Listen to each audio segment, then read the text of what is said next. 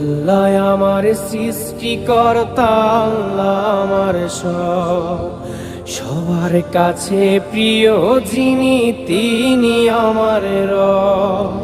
দুনিয়া করব সবাই আল্লাহর ইবাদত, দুনিয়া করব সবাই আল্লাহর ইবাদত।